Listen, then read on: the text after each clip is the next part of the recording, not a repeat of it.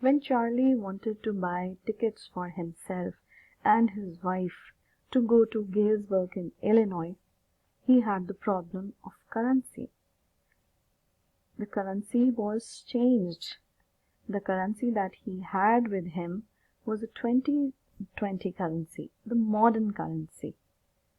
But the currency that he needed which was used in 1894, and he didn't have it. When he took out the money from his pocket, the ticket counter man thought that he was trying to rob him. He told him that that wasn't money, mister, and if he was caught, he must have been sent to jail. And he says, there's nothing about jail, even in 1894. And that was that. I left the same way I came. I suppose. He says, I suppose. He's not sure whether he came the same way that he reached third level too, or was it some other way? He didn't know that, which is a sign that maybe he was hallucinating. Next day, during lunch hour, I drew $300 out of the bank, nearly all we had, and bought old-style currency. That really worried my psychiatrist friend. You can buy old money at least almost any coin dealers, but you have to pay a premium. My $300 bought less than $200 in old-style bills. In exchange of $300, modern currency, he got only $200 of old currency. But he didn't care, because eggs were 13 cents a dozen in 1894. Those times were not as expensive as modern times are. But he says, I've never again found the corridor that leads to the third level at Grand Central Station, although I've tried often enough. He's tried to find third level again, but he could not. Louisa, his wife, was pretty worried when I told her all this, and didn't want me to look for the third level anymore, and after a while I'd stopped. I went back to my stamps. But now we are both looking. Every weekend. Both Charlie and his wife. Because now we have proof that the third level is still there. My friend Sam Wiener disappeared.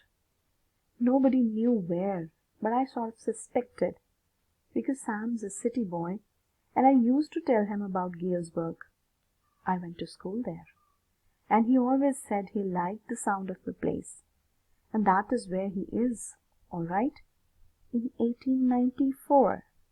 According to Charlie, his friend Sam Wiener has gone back in time in 1894 through third level. But why he and his wife are looking for third level? How does the disappearance of his friend convinces him that the third level is there?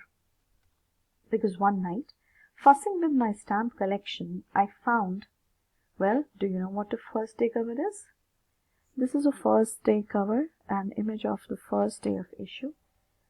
When a new stamp is issued, stamp collectors buy some and use them to mail envelopes to themselves on the very first day of sale. And the postmark, this is the postmark, it proves the date. The envelope is called a first day cover. They are never opened. You just put blank paper in the envelope and post it to yourself. That night, during his rampage with the stamp collection, when he was going through his stamp collection, he found a first day cover. One that shouldn't have been there, but there it was. It was there because someone had mailed it to his grandfather. Well, his grandfather was living in Galesburg. At his home in Galesburg, that's what the address on the envelope said. And it had been there since July 1894.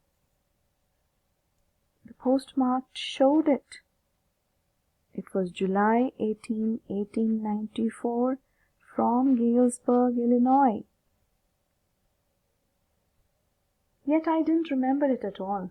The stamp was a 6-cent dull brown with a picture of President Garfield.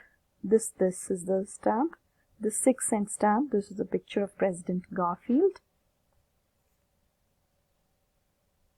Naturally, when the envelope came to Grandad in the mail, it went right into his collection and stayed there till I took it out and opened it. The paper inside wasn't blank. The first day covers always have blank papers inside, but this wasn't blank. The envelope had a letter. This was the letter that Charlie received, and it was from his friend, Charlie. I got to wishing that you were right. Then I got to believing you were right. And Charlie, it is true. I found the third level. I've been here 2 weeks, and right now, down the street at Daly's, someone is playing the piano, and they're all out on the front porch singing, "Seeing Nellie Home," and I'm invited over for lemonade. Come on back, Charlie and Louisa. Keep looking till you find the third level. It's worth it, believe me. The note is signed Sam. At the stamp and coin store I go to, I found out that Sam bought $800 worth of old-style currency. That ought to set him up a nice little hay, feed, and grain business. He always said that's what he really wished he could do, and he certainly can't go back to his old business. Not in Galesburg, Illinois, in 1894. But what was his friend's old business? His old business? Why, Sam was my psychiatrist.